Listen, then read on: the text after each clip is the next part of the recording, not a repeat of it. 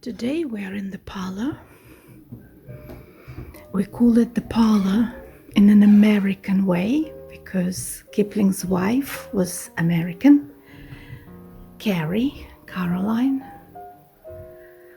And the parlor or the sitting room or the drawing room was the place where they relaxed in the evenings. However, their guests often spent mornings in the parlor, probably writing their letters or reading, sitting at this table.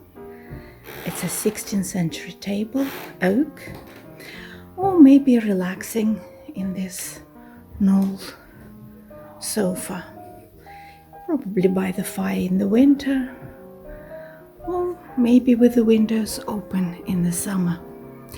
We have to protect all the original exhibits, so we have these blinds pulled down on a sunny day, but Kipling and his guests didn't worry about these things, so the blinds would be not there, curtains open and probably the windows open, letting fresh air in.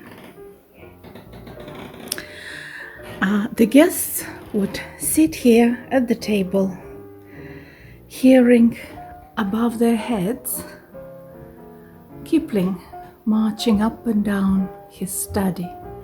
The room right above the parlor is Kipling's study. And because he was writing poetry, he liked to march up and down the room, creating his verses, and then sitting at the table, writing them down by hand. So the guests, hearing his steps, would say, "Rud is there with his muse."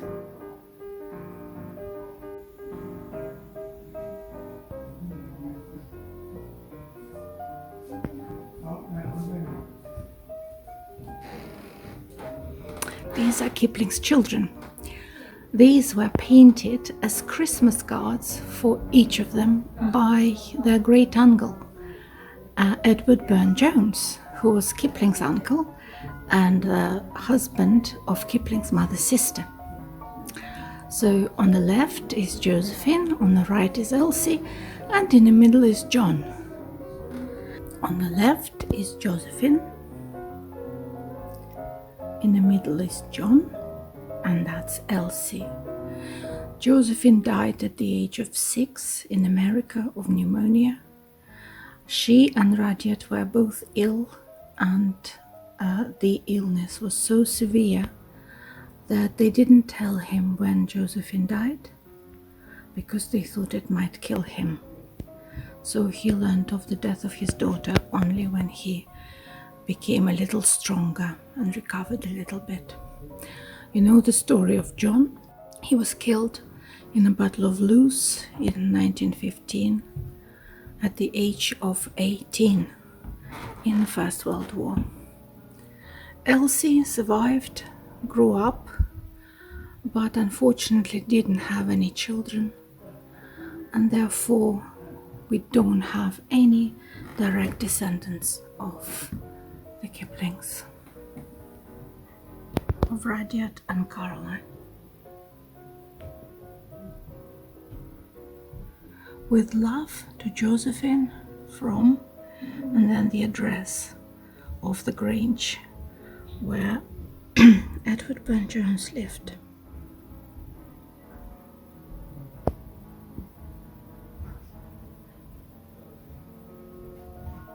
In London. In Fulham. Kipling loved visiting the Grange when he was a child. I'll tell you separately about his childhood. He was very badly bullied by the foster family Aha, that's what I was looking for, the year 1897. 1897. That was the Christmas when they were given these cards.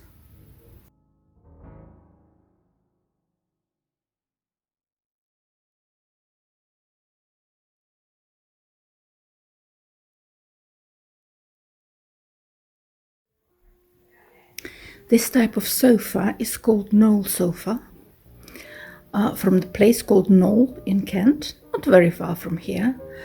And obviously it was very good to protect you from the drafts. Imagine 17th century house, drafts everywhere, no fitted windows, not very well fitted doors, and that sofa will be a godsend for protecting you from the drafts.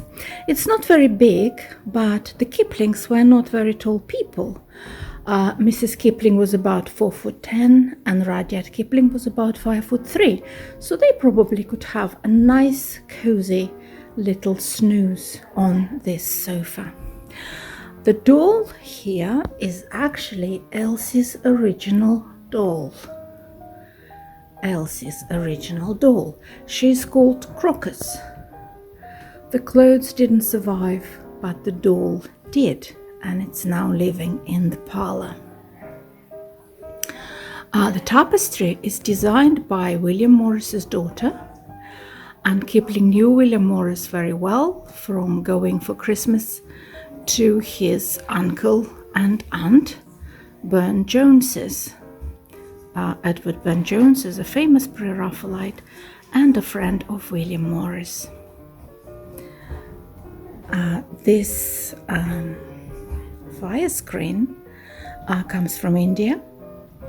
It's embroidery, and it represents a gift for a wedding. Usually this type of shawls were covering wedding gifts or wedding food, so it's not spoiled. This beautiful screen is made of Cordoba leather.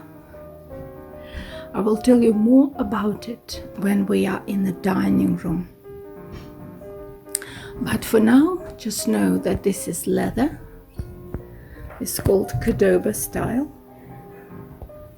and it comes from Holland.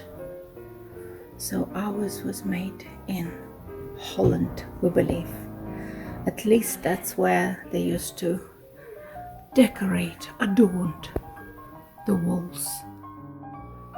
So these are all my favorite objects in this room. And hopefully next time I will be in a different place and can tell you a little more about this amazing house.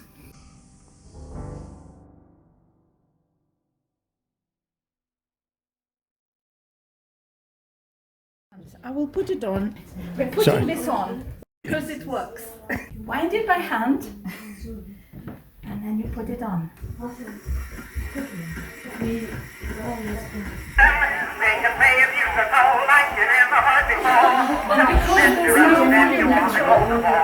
you can do is put a sock in it. There you go. That's where the expression comes from, put a sock in it. Okay? That's the only way to control the volume of this thing.